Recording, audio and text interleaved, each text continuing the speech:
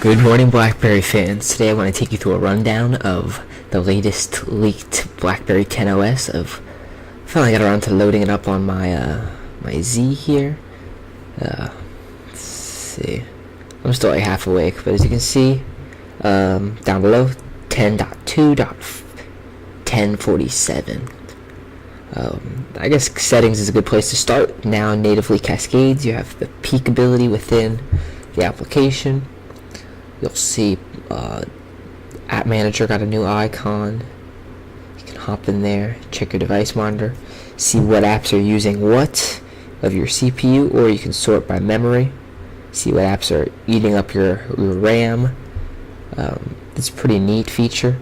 What's more is you can tap in on an individual app and see how much it's using exactly. It's pretty neat. See the graph going down that way. Oh, I just got a toast for my work schedule. You'll see toasts kind of pop in there. Some of them are actionable, so you can just respond right there without having to leave the application, which is pretty neat. You don't even have to swipe out and gesture over to Hub. You just got it right there for you. Feedly is actually an Android app, so you'll see that Android apps come up in here just as readily as any other application in your system. That is pretty nice. Some default apps you can set for certain types of content, be promoted and whatnot. So that is the native cascade settings. I'm sure there's some other stuff in there. From this build, there are lock screen previews, or not lock screen previews. Actually, let me just show you. This is what I mean. You can actually tap on an icon, get little previews, or you can just kind of swipe back and forth. So that's pretty neat.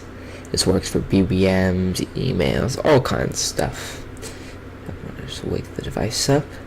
Inside the music application, you'll see we've changed up the Chrome a little bit. It's hard to notice in this video, but it is indeed changed up a little bit, as well as the sliders up above. Tiny UI changes, which is really things to the Chrome and some of the buttons. Sliders and buttons mainly got updated. You'll see edit order, some properties, some other cool stuff as well.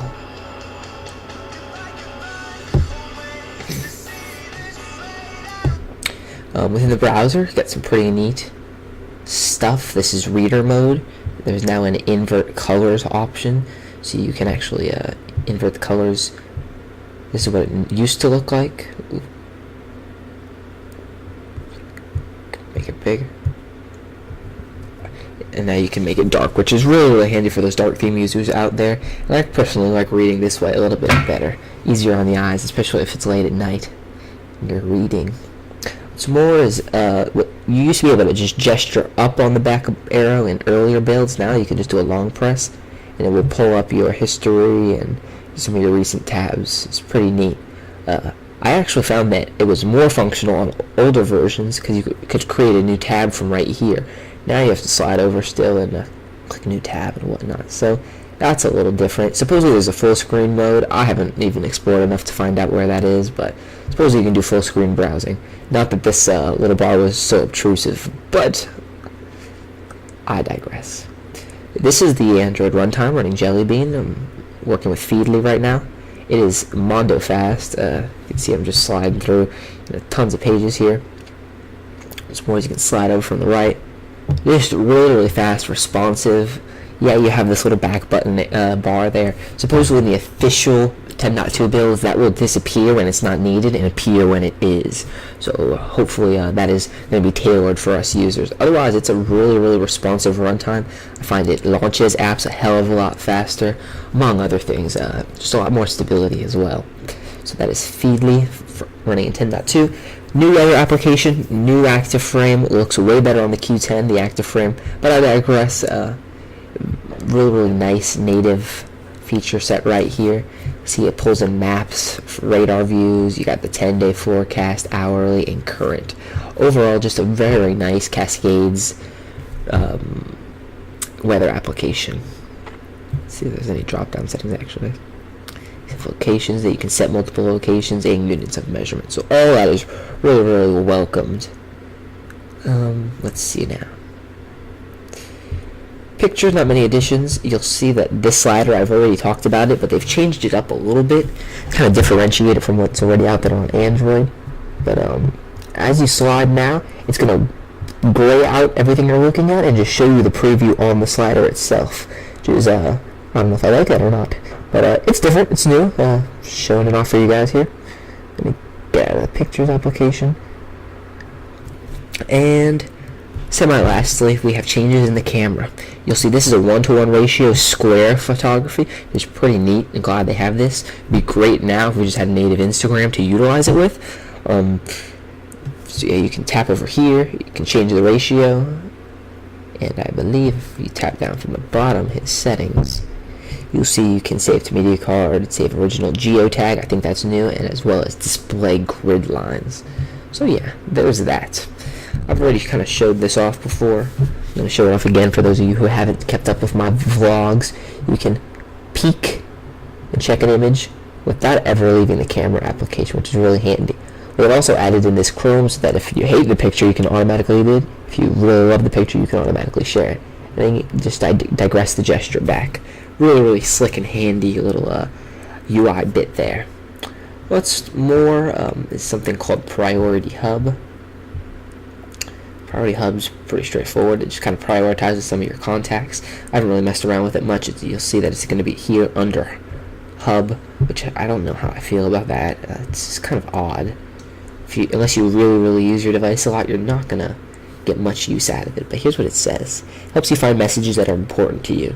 You can add and remove and sort by priority. So you go into settings, you'll see Priority Hub shows up, and you can kind of tailor what shows up here. It used to be more refined. I'm not quite sure what's going on here, actually. I'm going to slide down and take you to settings, go to notifications. There's some new stuff in there. You can set notifications for individual BBM groups now. That's a welcomed addition. Again, you can see that the sliders and buttons and all that stuff, the Chrome overall has changed a little bit. Just tiny little tweaks. You'll see instant previews. I believe that is what we see going on the home screen. Not entirely sure. Those little lock screen notifications and whatnot. And instant previews could be those actionable notifications that slide down when someone's BBMing you or whatnot. And that's just a quick run through of what's brand spanking new on BlackBerry 10.2.0.1047. This is by no means an official or 100% ready build. I was talking with a couple people. I was talking with the developer of my application, BFlow, down here, and he made a good point that, well, 10.2 may have been the OS we wanted BlackBerry to launch back in January. The user feedback that they've been getting through 10.1 all the way up to 10.2 will really define the experience for us when this thing actually launches next month. So overall, I'm really pleased with what the additions they're bringing, and I'm expecting to bring a lot more. Currently, what I think we're seeing right now is about 40% of what we'll actually see on the finalized version of the runtime. So keep that little nugget in mind. Oh yeah, also there's a BlackBerry Hub icon now. A lot of people, especially those old enterprise folks, they want to see an email icon. They need it. This little swipe up gesture to the right is just too much, too perplexing, I guess. Not that it's really not. I don't know what excuse that is. But I've hidden it off in a folder. I expect we're going to get the ability like we had on legacy BBOS to just hide icons, so that this really won't be a big issue for many of us.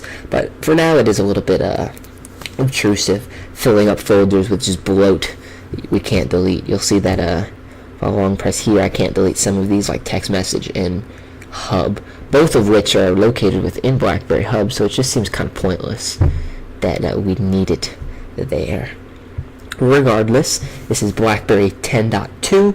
Hope you're liking some of the new features. I know I certainly am. Let me know what else you guys want me to vlog about, and I will keep you guys updated. Thanks for watching.